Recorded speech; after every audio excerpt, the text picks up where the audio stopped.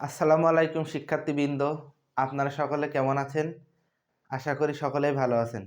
তো এর পূর্বে আমরা অ্যালকোহলের একটি ছোট অংশ পড়িয়েছি।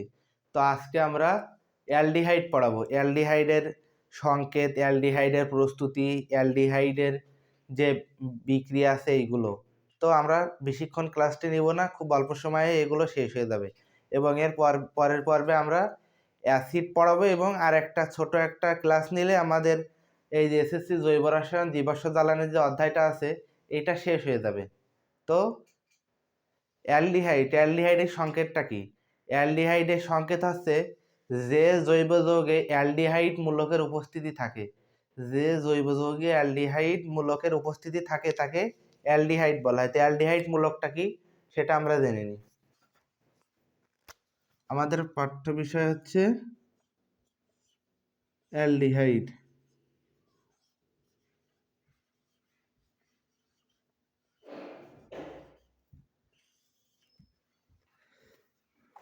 তো অ্যালডিহাইড মূলকটা কি? সিএইচও এই মূলকটি, এই যে সিএইচও যে মূলক, এইটা যদি কোনো জৈব যৌগে উপস্থিত থাকে তাহলে এটাকে অ্যালডিহাইড মূলক বলে। কেমন? যেমন C2H5 CHO, এই যে মূলক, এই যে যৌগটি, এই যৌগে কিন্তু CHO উপস্থিত আছে। তো এইটা হচ্ছে অ্যালডিহাইড মূলক। এটার নাম কি? এটার নাম হচ্ছে প্রোপানল। প্রোপানল। তো আমাদেরকে আগে নামকরণটি শিখতে হবে। এখানে বেশি কিছু পড়ার মতো নয়, নামকরণ আর ছোট্ট একটা বিক্রিয়া আছে। তো আমরা নামকরণটি দেখব।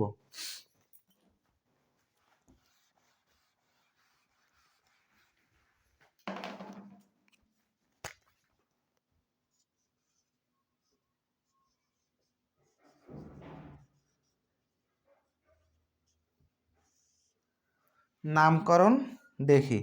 তো নামকরণ খুবই সহজ। নামকরণের জন্য আমাদেরকে একটা ছোট্ট সূত্র জানা লাগবে।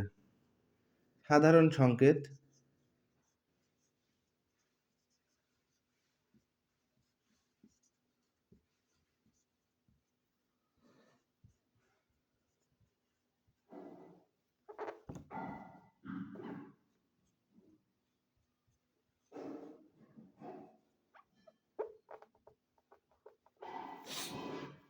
তো এই যে সংকেত আছে এইটা দিয়ে যখন আমরা করতে যাব তখন আমাদেরকে একটা সমস্যার সম্মুখীন হতে হবে। তো আমরা এতদিন জেনে এসেছি, ধরো n=3 বসালাম, তখন যদি আমরা এখানে বসাই C3H7CHO, এই সংকেতটা আমরা ভাববো এটা প্রোপানল, কারণ C3 আছে। কিন্তু না, এখানে অতিরিক্ত একটি কার্বনের যে উপস্থিতি, এই কারণে এইটা হয়ে যাবে বিউটানলের সংকেত। তো এই যে সমস্যা, এই সমস্যার একটি সমাধান আছে, সেটি আমরা দেখব।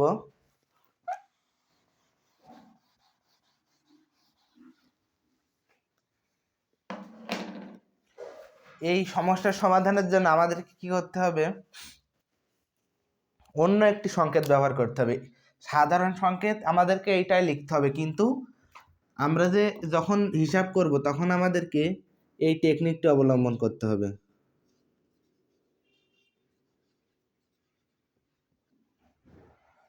CnH2nO, এই যে সংকেত, এই ছোট্ট একটি সংকেতে যদি আমরা মান বসাই 1 2 3, তখন আমাদের আশা অনুযায়ী এই যে এই উত্তরগুলো আসবে। তো আমরা এই মানগুলো বসাই।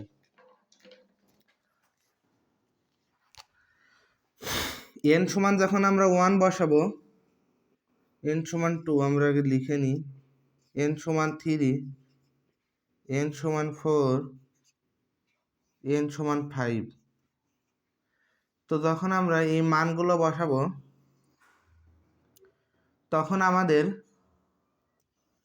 নামকরণ আসবে, সংকেত আসবে। তো নামকরণটা আমরা আগে দেখি কি নামকরণ আসবে।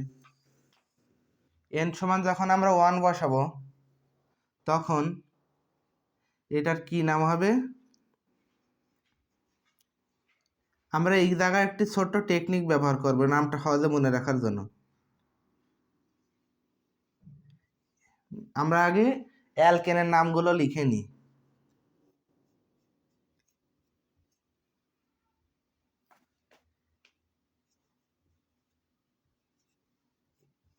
এই যে নামগুলো, এখানে অ্যালডিহাইডের নামের বদলে আমরা এখানে এই অ্যালকেনের নামগুলো লিখে নিই।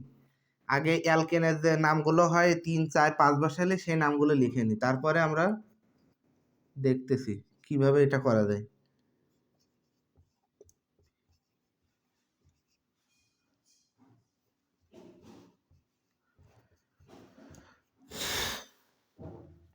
তো এই যে নামগুলো আছে, যখন আমরা অ্যালকোহলের নামকরণ করেছিলাম তখন আমরা ই বাদ দিয়ে সাথে ও এল যোগ করেছিলাম, কিন্তু এখানে ও এল যোগ করব না, এখানে আমরা এ এল যোগ করব। অ্যাল, এটা আমাদের মনে রাখতে হবে। অ্যালডিহাইডের নামকরণ করার সময় আমরা অবশ্যই এ এল যোগ করব। কিভাবে এল যোগ করব? আমরা মিথেন মানে অ্যালকেনের যে লাস্টের যে ই থাকবে, সেই যে ইটা, এই ইটা আমরা মুছে দেব, দিয়ে সেই ই এর জায়গায় আমরা এ এলটি যুক্ত করব। তো এইখানে কি হচ্ছে এল যুক্ত করলে? মিথানেল,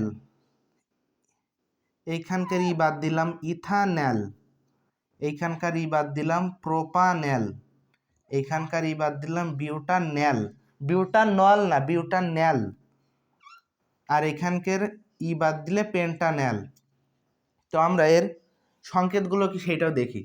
এইখানে বসালে আমাদের সবসময় এক ধাপ পরের সংকেতটি আসবে। যেমন আমরা যদি 1 দিই তাহলে ইথানলের সংকেত আসবে এই সংকেত বসালে, কিন্তু আমাদের বইয়ে এইটাই দেওয়া আছে। এইখানে একটি টেকনিক খাটিয়ে সহজে এই সূত্রটি দিয়ে আমরা বের করতে পারবো। তো n সমান সমান যখন আমরা 1 বসাবো তখন কি হবে?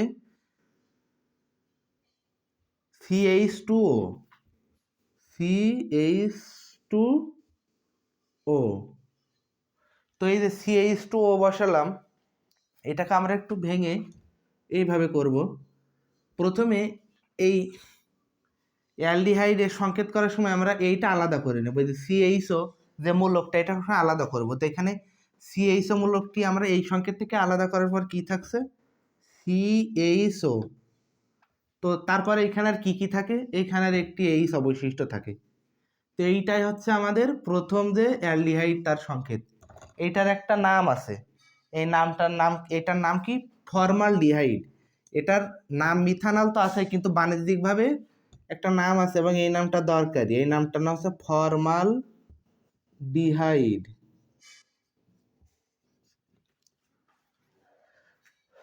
ফর্মালডিহাইড। তো এই যে ইথানল, এখানে আমরা 2 বসাইলে কি হবে? C2H4O, C2H4O। আমরা তদ্রূপ এখান থেকে CHO আগে আলাদা করি। CHO আলাদা করলাম, করার পরে কি থাকে? CHO, তাহলে CH3 থাকছে। তো এইটাই হচ্ছে ইথানলের সংকেত, CH3CHO। প্রথমে আমাদেরকে CHOটা আলাদা করে নিতে হবে আমাদের এই যে এইখানে এই সূত্রে মান বসানোর পরে। তো প্রোপানলের ক্ষেত্রে কি হবে? C3H6O। তো আমরা আগে CHOটা আলাদা করে নিই, তারপরে কয়টা থাকছে? C2H5, আর বাকিটা CHO। তো এইভাবে যখন আমরা বিউটানেলের জন্য দেব, বিউটানেলের জন্য আমরা n সমান 4 বসাবো। বিউটানেলের জন্য আমরা n সমান 4 বসালে হবে C4H8O, এবং আমাদের CHOটা আলাদা করব।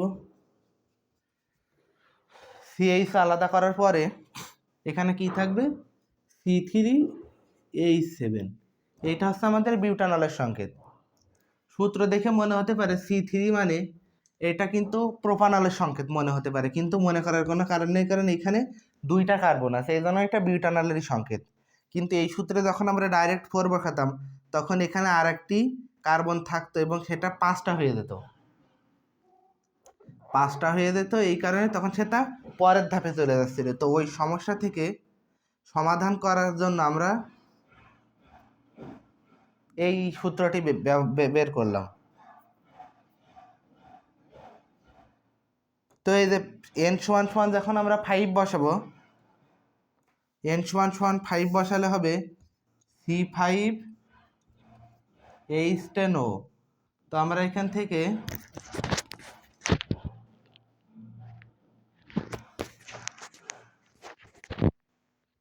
CH আলাদা করে নিলাম এবং আমরা পাবো C4H9।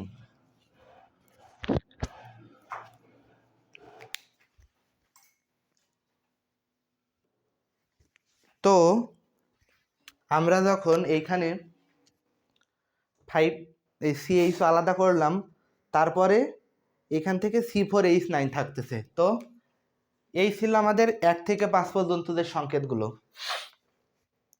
তো একইভাবে আমরা 1 থেকে 10 পর্যন্ত সংকেতগুলো দেখব কি আসে।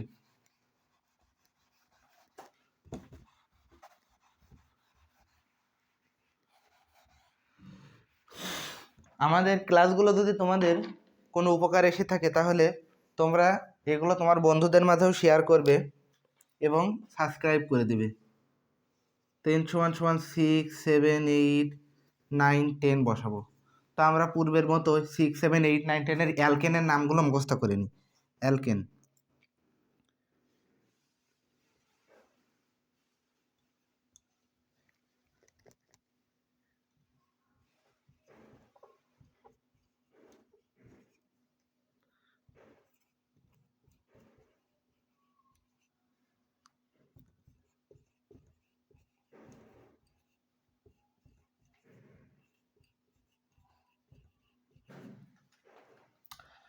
তো আমরা হেক্সেন, হেপ্টেন, অক্টেন, ননেন, ডকেন।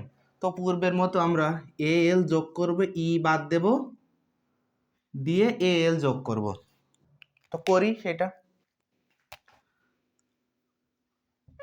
ই বাদ দিয়ে আমরা এল যোগ করলাম। এটার নাম কি হলো? হেক্সানেল। এটা বাংলায় লিখলেও তদ্রূপই আসে। আমি একটি বাংলায় লিখে দেখাই। বাংলায় লিখলে একই আসে, হেক্সানেল। এইভাবে হেপ্টানেল নিজে নিজে বাংলায় তোমরা লিখে নিতে পারবা। হেপ্টানেল, অক্টানেল, ননানেল, ডেকানেল। তো আমরা এখানে সূত্রে মান বসাই। 6 বসালে হবে C6H12O। এখান থেকে আমরা CH আলাদা করি।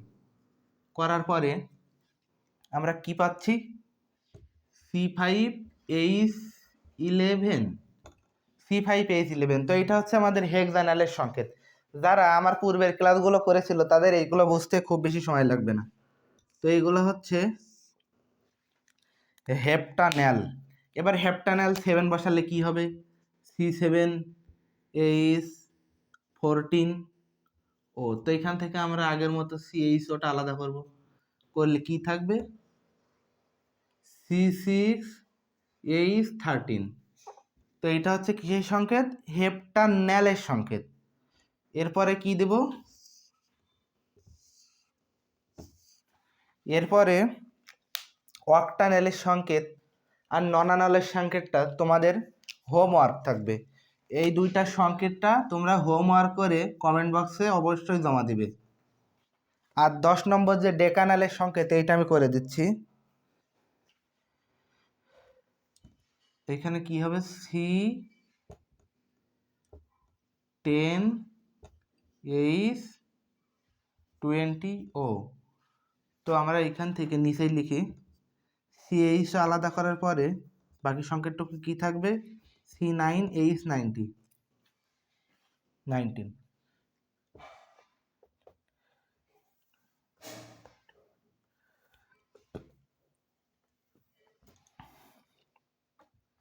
তো এইটা হচ্ছে আমাদের ডেকানেলের সংকেত। ডেকানেলের সংকেত, ডেকানেলের সংকেত। তো আশা করি তোমরা সবাই এই পর্যন্ত ভালোভাবে বুঝতে পেরেছো। তো আমরা তো নামকরণ শিখলাম, এখন আমরা দেখব যে কিভাবে এটা আমরা তৈরি করতে পারি, কারণ শুধু নামকরণ শিখলেই তো হবে না, আমাদেরকে এটা তৈরি করেও দেখাতে হবে।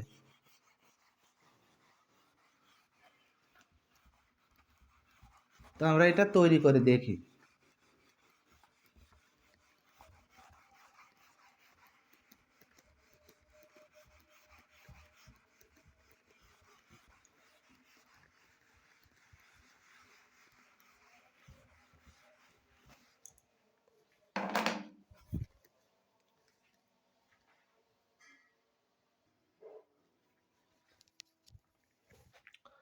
তো এরপরে আমরা দেখব অ্যালডিহাইডের প্রস্তুতি।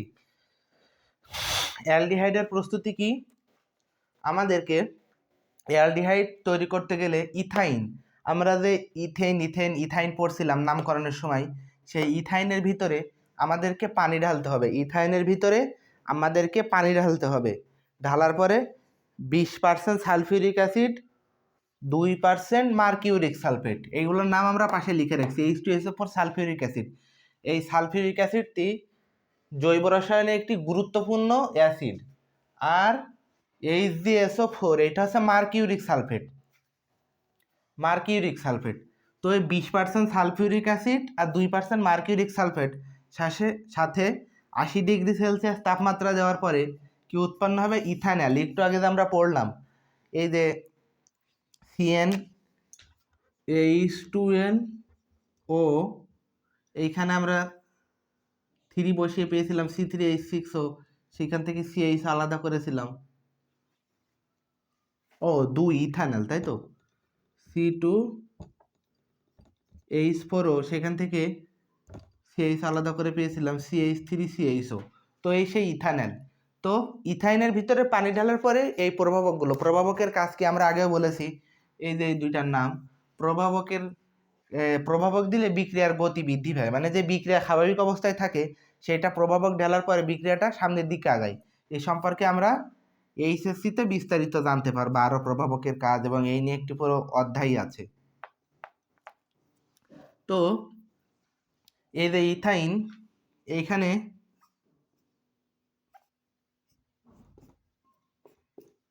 ইথাইনের মাঝখানে একটি সিগমা বন্ধন থাকে, আর দুই পাশে 2টা পাই বন্ধন থাকে। এটা হচ্ছে সিগমা বন্ধন, আর 2টা পাই বন্ধন। তো এই পাই বন্ধন 2টা দুর্বল হওয়ার কারণে এর ভিতরে চাপ প্রভাবক দেওয়ার সাথে সাথে এগুলো ভেঙে বিক্রিয়ায় অংশগ্রহণ করে। তো এর ভিতরে পানি ঢালার পরে এখানে আগে থেকে তো হাইড্রোজেন ছিলই, তো আর একটা হাইড্রোজেন এবং OH বসে এইখানে আমাদের CH3CHO, এইভাবে আমাদেরকে এখানে তৈরি হয়, ইথানল উৎপন্ন হয়। তো এইটা জাস্ট আর কিছুই না, বোঝাবুঝির তেমন কিছু নেই। ইথাইনের ভিতরে পানি দেওয়ার পরে ইথানল উৎপন্ন হয়। ইথেন থেকে ইথানল, 2 কার্বন বিশিষ্ট অ্যালকাইনের ভিতরে পানি দিলে 2 কার্বন বিশিষ্ট অ্যালকোহল তৈরি হয়। আমরা যখন এখানে 3 কার্বন বিশিষ্ট অ্যালকাইন দেব তখন 3 কার্বন বিশিষ্ট অ্যালডিহাইড উৎপন্ন হবে। তো এই বিক্রিয়াটি আমাদের আরও এক জায়গায় লাগবে, আমি কিন্তু সেখানে দেখাইনি। অ্যালকাইনের যে টপিকটি আমরা পড়িয়েছি অ্যালকাইন, সেই অ্যালকাইন থেকে কি তৈরি করা যায়, অর্থাৎ অ্যালকাইন দিয়ে কি তৈরি করা যায়, অ্যালকাইনের বিক্রিয়া বইয়ে একটি অংশ আছে অ্যালকাইনের বিক্রিয়া, সেই বিক্রিয়া অংশটুকুতে এই সেম রিয়াকশনটি দেওয়া আছে। তো এই অ্যালডিহাইডের প্রস্তুতি আর অ্যালকাইনের বিক্রিয়া সেমই, তো এইটা এই জায়গায় শিখলেও ওইখানেও ব্যবহার করা যাবে। আর এই যে সালফিউরিক অ্যাসিড, এটি খুব গুরুত্বপূর্ণ একটি অ্যাসিড, সালফিউরিক অ্যাসিড, আর HgSO4 মানে হচ্ছে মার্কিউরিক সালফেট। তো এই ছিল অ্যালডিহাইডের স্বল্প আলোচনা। তো আমাদের আলোচনা যদি তোমাদের ভালো লেগে থাকে তাহলে অবশ্যই আমাদের চ্যানেলটিকে সাবস্ক্রাইব করবে এবং কমেন্ট করবে যে তোমাদের অন্য কোথাও কথা বুঝতে অসুবিধা হচ্ছে কিনা। তো এই ছিল আজকের পর্ব। এতক্ষণ আমাদের সাথে থাকার জন্য সবাইকে ধন্যবাদ। আল্লাহ হাফেজ।